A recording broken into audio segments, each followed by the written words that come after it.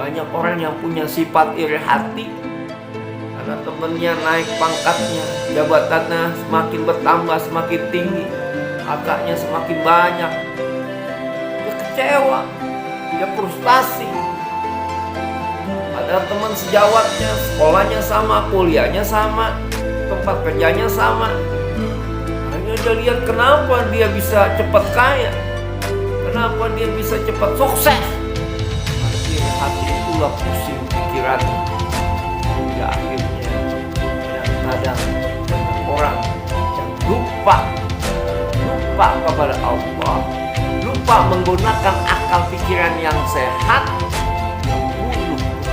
Allahumma sholli wa sallim.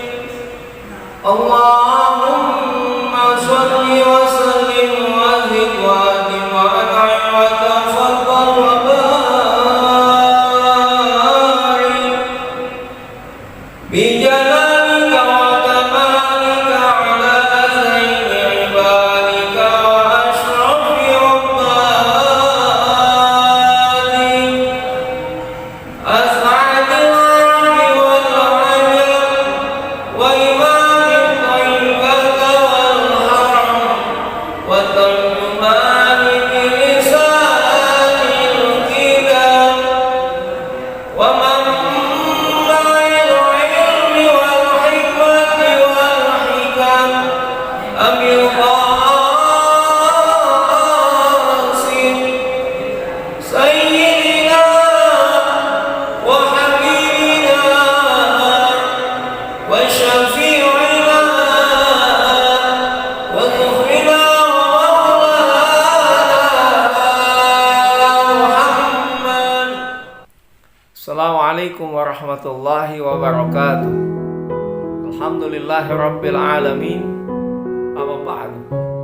Kepada saudara-saudaraku, sahabat-sahabatku di mana saja Anda berada, saya doakan mudah-mudahan kita semua dalam keadaan sehat badan kita, panjang umur, dalam taat ibadah kepada Allah, murah rezeki kita yang halal yang berkah, anak-anak kita semoga menjadi anak yang soleh dan solehah, istri kita menjadi istri yang solehah, suami kita menjadi suami yang bertanggung jawab, suami yang soleh, yang benar-benar beramanah. Amin ya rabbal alamin.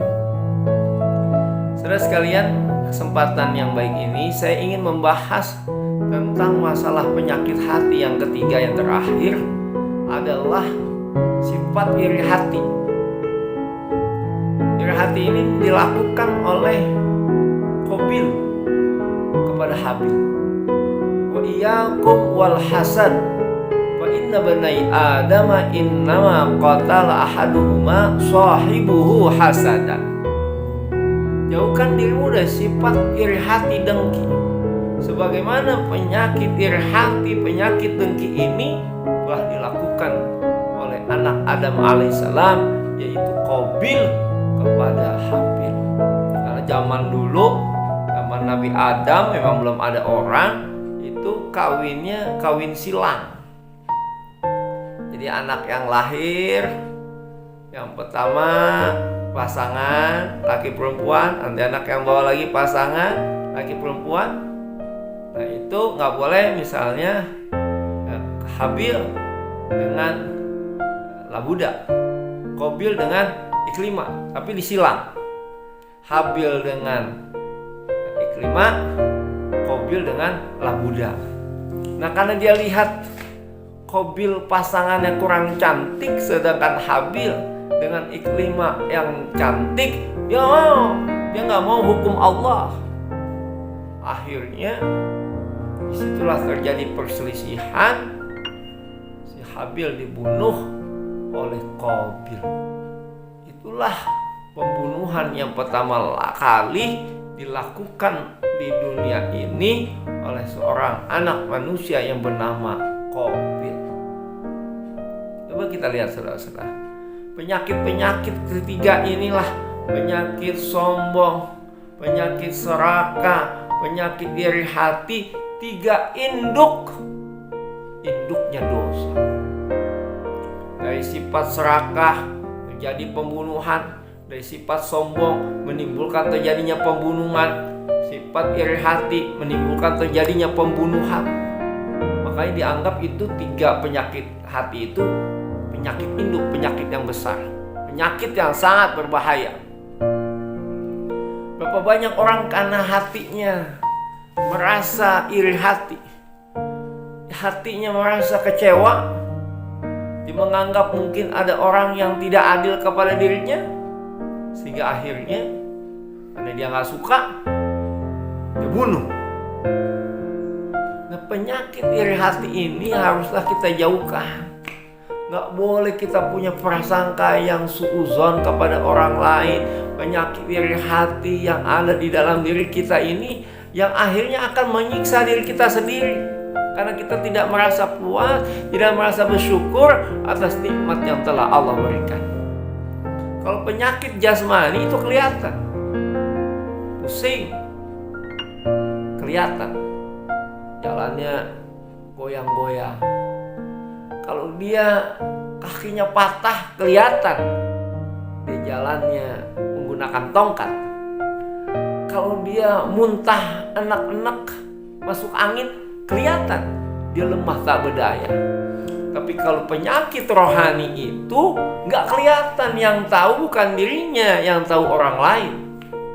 Kalau ada orang beli mobil, beli rumah, hatinya gelisah, ada penyakit iri hati, penyakit dengki yang timbul di dalam dirinya, sehingga akhirnya apa yang terjadi? Ada kekecewaan dalam dirinya. Akhirnya dia nggak merasa nikmat, dia punya harta, padahal hartanya juga termasuk yang banyak, sehingga akhirnya dia nggak menikmati apa yang diberikan oleh Allah Subhanahu wa Ta'ala. Timbulnya penyakit hati menimbulkan penyakit jasmani. Bahaya. Akhirnya jadi stres, jadi frustasi, menganggap sudah usaha tapi tidak Allah berikan rezeki yang banyak.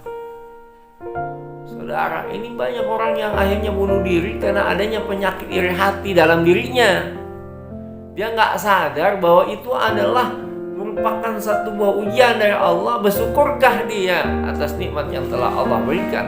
Makanya di dalam surah Ar-Rahman berulang-ulang kali Allah mengulang, fabi ayyi ala'i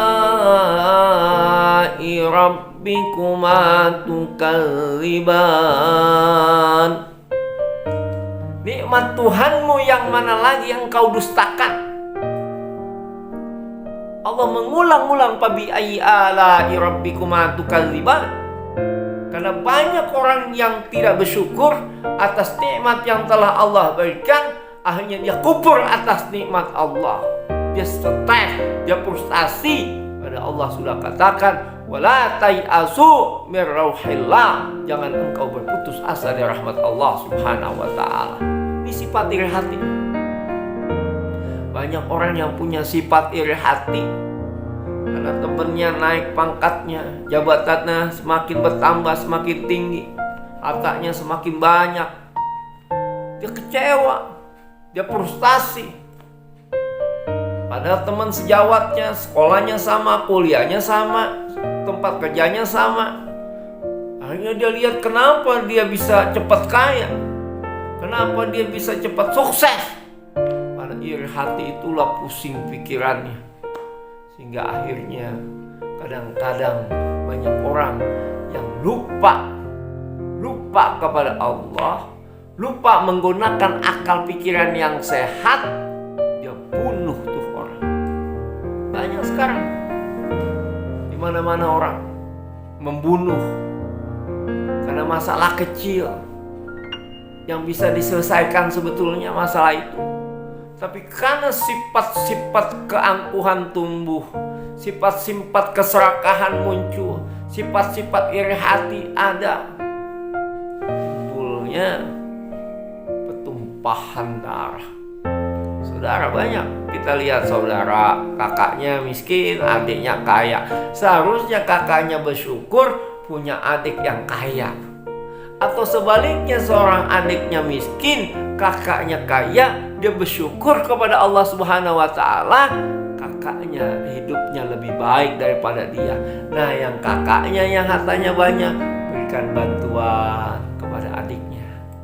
Adiknya yang kaya, berikan bantuan kepada kakaknya. Jadi untuk menghilangkan sifat-sifat suudzon, menghilangkan sifat-sifat iri hati dan dengki dan lain sebagainya, saling tolong menolong, menghilangkan prasangka yang tidak baik. Kalau ini dapat dilakukan dengan baik, insya Allah hidup kita akan damai, hidup kita akan berkah, hidup kita akan nikmat. Kenapa nikmat? Karena kita sadar semua yang Allah berikan ini adalah amanah, dan amanah akan dimintakan pertanggungjawabannya oleh Allah Subhanahu wa Ta'ala. Sekalipun seandainya kita usaha sudah maksimal, kita usaha bekerja sudah maksimal, kita enggak kaya apa yang kita niatkan dan kita harapkan, jangan bersedih, jangan menangis, tetap kita bersyukur pada Allah. Mungkin ini jalan selamat yang Allah berikan kepada kita. Jangan iri hati, karena berapa banyak orang yang tadinya susah akhirnya dia kaya. Ketika Allah berikan kekayaan, dia tidak bisa beramanah. Dari kekayaan itu bukan dia mendekatkan dirinya kepada Allah, dia jauh dari Allah. Dia buang-buang tuh uangnya, karena dia merasa hartanya banyak.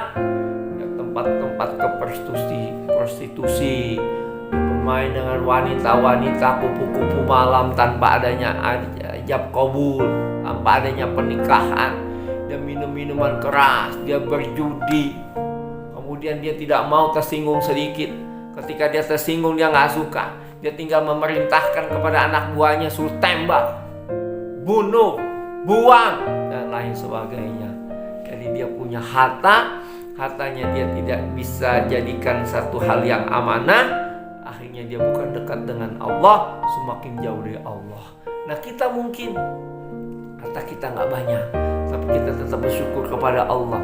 Kita semakin dekat kepada Allah, maka itulah yang akan mengantarkan kita ke tempat yang hakiki dan abadi, surganya Allah Subhanahu wa Ta'ala. Mudah-mudahan sekelumit yang saya sampaikan ini tentang penyakit hati yang namanya iri hati dapat diambil hikmah dan manfaatnya, khususnya untuk diri saya dan umumnya kepada sahabat-sahabatku, saudara-saudaraku semuanya. Terima kasih. Assalamualaikum warahmatullahi wabarakatuh.